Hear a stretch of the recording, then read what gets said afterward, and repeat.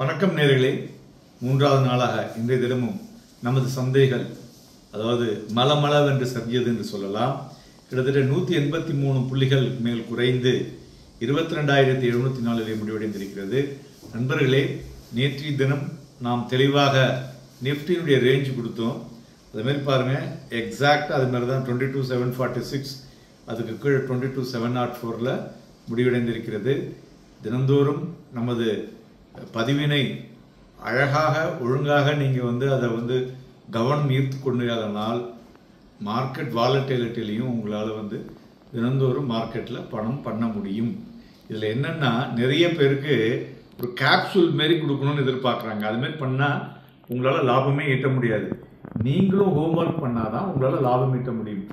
அந்த லாபம் ஈட்டுவதற்குண்டான ஹோம்ஒர்க்கு உண்டான மெயின் பாயிண்ட்ஸை நான் உங்களுக்கு கொடுக்குறேன். இந்த பாயிண்ட்ஸை நீங்கள் சரியாக உள்வாங்கி மார்க்கெட்டில் நீங்கள் வியாபாரம் செஞ்சால் உங்களுடைய வியாபாரம் பல மடங்காக பெருகும் என்பதிலே எந்த விதமான உங்களுக்கு பயமுமே வராதுன்னு நான் நிச்சயமாக எழுதி கொடுக்குறேன். ஓகே, நவ் அட்வான்சஸ் பார்த்தோம்னா 856, டிக்ளைன்ஸ் 1251.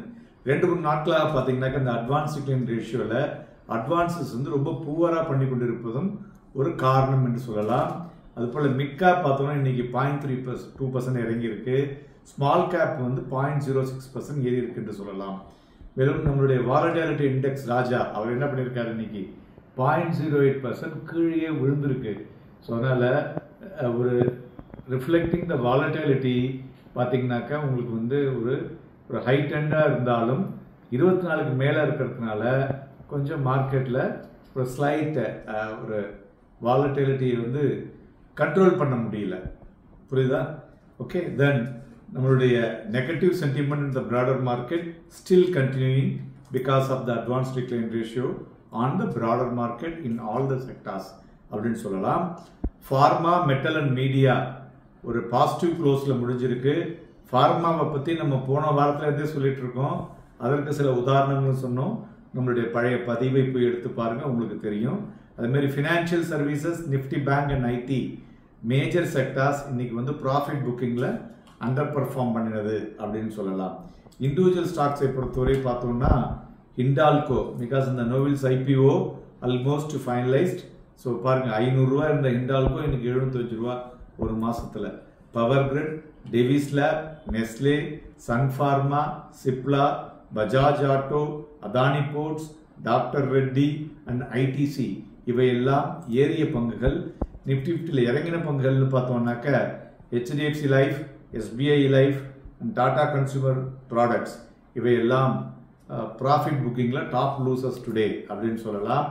மேலும் இன்றைய தினம் முக்கியமான விஷயம் வந்ததில் என்னன்னு பார்த்தோம்னா, ஸ்டாண்டர்ட் அண்ட் புவர் அப்படின்னு ஒரு ரேட்டிங் ஏஜென்சி அவங்க இந்தியாவுடைய ரேட்டிங்கை BBB- அப்படின்னாக்க ஃப்ரம் நியூட்ரல் டு அவுட்லுக்கை பாசிட்டிவாக ரேட் பண்ணியிருக்காங்க. இது குறிப்பிடத்தக்கது. அதுக்கப்புறம் தான் கொஞ்சம் மார்க்கெட்டும் ஏறுறது, திருப்பி மறுபடியும் இறங்கின்னு சொல்லலாம். இறங்கியதற்கு முக்கிய காரணம் உங்களுக்கே தெரியும், பிகாஸ் ஆஃப் எலெக்ஷன் ரிசல்ட்ஸ் நெருங்க இந்த வாலட்டிலிட்டி ஸ்பைக்கும் அதிகரித்து கொண்டே தான் இருக்கும். அடுத்தது தங்கம் பார்த்தோன்னா இந்த தினம் 90 ரூபாய் இறங்கி 72,900லையும், வெள்ளி 227 ரூபாய் இறங்கி 95,221லையும், க்ரூட் ஆயில் 53 ரூபாய் அதிகரித்து 6,690லையும் மணியமாகி கொண்டிருக்கிறது. மேலும் இன்றைய தினம் ஒரு முக்கியமான விஷயம் என்னன்னு பார்த்தோம்னாக்க, இந்த S&P இந்தியாவுடைய அவுட்லுக் பாசிட்டிவ்னு சொல்லியிருக்காங்க இல்லையா. அதனால என்னன்னா, economic management of the Modi government இருக்கு பார்த்தீங்களா, S&P global rating after gap of 14 years upgrading எதை பார்த்தீங்கன்னா நம்மளுடைய sovereign rating outlook to positive. இது ரொம்ப ஒரு பெரிய விஷயம்னு சொல்லலாம். Stable and robust growth plus improved quality of public spending in the last 5 years இதெல்லாம் வச்சு தான் இந்த broad continuity in reforms இதை வச்சு இந்த ரேட்டிங்கை கொடுக்குறாங்க. ஸோ அதனால் இந்த சாவரின் ரேட்டிங் இந்த லோவஸ்ட் இன்வெஸ்ட்மெண்ட் கிரேட்லேருந்து ஒரு பெட்டர் வந்திருக்கிறது. ஸோ நமக்கு நிறைய பாண்டு மார்க்கெட்லேயும் ஃபாரின் இன்ஸ்டிடியூஷன் இன்வெஸ்டர்ஸுடைய முதலீடு வருவதற்குண்டான வாய்ப்புகளும் அதிகமாக இருக்கும். மேலும் 2.1 lakh crore மேலே எஃப்ஐஏ RBI டிவிடெண்ட் கொடுத்துருக்கிறதும் ஸோ இந்த கரண்ட் இயருடைய ஃபிசிக்கல் டெபிசிட்டை ஒன்றுமில்லாத ஆகிற மாதிரி பண்ணினதுனால தான் இந்த ரேட்டிங்லாம் வந்து நமக்கு பெட்டராக கிடைத்தது என்று சொல்லலாம். மேலும் பிளாக் டீலை பொறுத்தவரை பார்த்தோம்னா இந்துஸ்தான் ஏரோநாட்டிக்ஸ், வெல்போல், then container corporation of India and Bajaj finance. நிஃப்டியை பொறுத்தவரை பார்த்தோம்னா இன்னைக்கு ஃபியூச்சர் வந்து வால்யூம் எபோவ் ஆவரேஜ் மற்றும் அது வந்து பார்த்தீங்கன்னா ஒரு மத்தியானத்துக்கு மேலே தான் அந்த வால்யூம் இம்ப்ரூவ் ஆச்சு. அதுக்கு முன்னாடி பார்த்தீங்கன்னா லோ வால்யூமில் மார்க்கெட் விழுந்ததுன்னு சொல்லலாம். இன்றைய தினம் காலையில் ஒரு 11:30 மணிக்கு ஒரு லோ வந்தது, மறுபடியும் ஒரு இம்ப்ரூவ் ஆகி கடைசியில் இன்னைக்கு வந்து ஒரு லோவில் தான் வந்து மார்க்கெட் முடிவடைந்திருக்கிறது. இன்றைய தினம் ஹை வந்து 22,825.5, லோ வந்து 22,685.45. ஜஸ்ட் see the differences நமக்கு பார்த்தாலே தெரியும். மேலும் நிஃப்டி வந்து இந்த கடந்த ஒரு 3-4 செஷனாக விழுந்து கொண்டிருக்கிறது.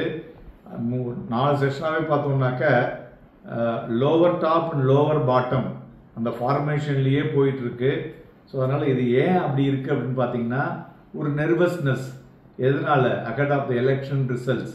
ஸோ இது வந்து அந்த அந்த எவிடென்ட்டை தான் வந்து நமக்கு வந்து ஒரு அந்த எதுலேருந்து நம்ம எடுத்துக்கலாம், புவர் அட்வான்ஸ் டிக்ளைன் ரேஷியோ வச்சு நம்ம வந்து இதை எடுத்துக்க முடியும். ஸோ அதனால் நிஃப்டியை பொறுத்தவரை பார்த்தோன்னா 22,736.94 மற்றும் 22,755.42. நல்லா நோட் பண்ணிங்க. 22,736.94 அண்ட் 22,755.42 இந்த 2 ஸ்டேஜ்லேயும் ஒரு ½ அன் ஹவருக்கு மேலே நின்றால் ஒரு 100 புள்ளிகள் வரை மேலே செல்லக்கூடும். ஸோ இதில் நிற்கிறதுல வந்து மார்க்கெட்டில் ஒரு ப்ரெஷர் இருந்தது அப்படின்னு பார்த்தீங்கன்னாக்க மார்க்கெட் வந்து கீழே 22,596.89. ஸோ இந்த லெவல் வரலையும் தொடக்கூடிய வாய்ப்புகள் இருக்கக்கூடும். அதாவது எக்ஸாக்ட்லி ஒரு 100-150 பாயிண்ட் வரலையும் கீழையும் விழலாம். ஸோ பட் நாளைய தினம் ரேஞ்ச், நாளைக்கு வந்து நமக்கு F&O க்ளோசிங் வேறு இருக்குது. ரேஞ்சை பார்த்தோன்னா 22,596 to 22,861 இந்த ரேஞ்சுக்குள்ளே இருக்கும். ஹையர் லெவலில் செல்லிங் வரக்கூட வாய்ப்புகளும் இருக்கக்கூடும். ஸோ அதனால் வாங்கி விற்பதற்கும் விற்று வாங்குவதற்கும் ஏதுவாக இருக்கக்கூடும். Happy trading and happy investments.